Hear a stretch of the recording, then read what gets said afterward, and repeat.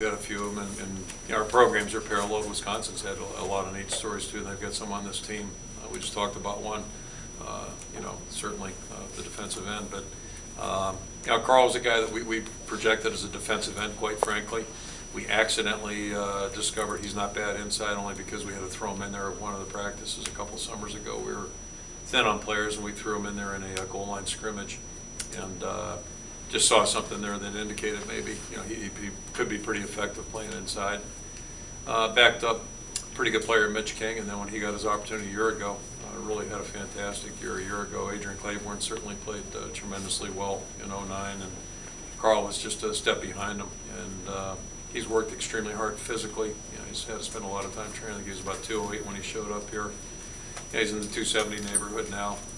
Endured a back surgery. You know, he's had some injuries he had to cope with, and persevered. And guy just plays with a great motor. You know, and I guess very similar to the guy we just talked about, number 99. You know, so it's he's an excellent football player, and you know, just a great guy. And he's really emerged also as a strong team leader. So that makes it even better. It's a different mindset maybe you have to have from an end to a tackle. I mean, there's a little bit of mental adjustment Karl had to make. Yeah, it's you know, it's a little dirtier down inside. You know, it's you know, there's a lot going on. There's a lot of action, and basically, you know, some players don't deal so well with.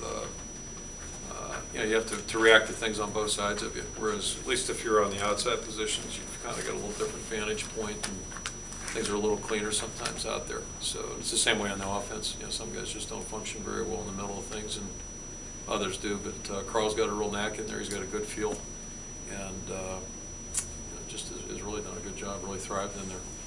Coach, what do you think the difference is between Ricky Stanzi this year and Ricky Stanzi last year? The interceptions are way out.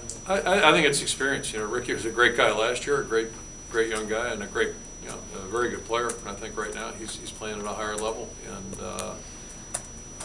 you know, experience is a real benefit in any position if you make it. And that's the other part of the equation. You know, he's always worked extremely hard, but now, you know, he's got 4 years in the bank going into this year. Plus, you know, you factor in his work ethic, and I think we're seeing, you know, just excellent things from him. And again, I you know, bounce it right over to their quarterback. It's kind of the same thing. You know, he's a veteran player who's really doing a good job leading their team.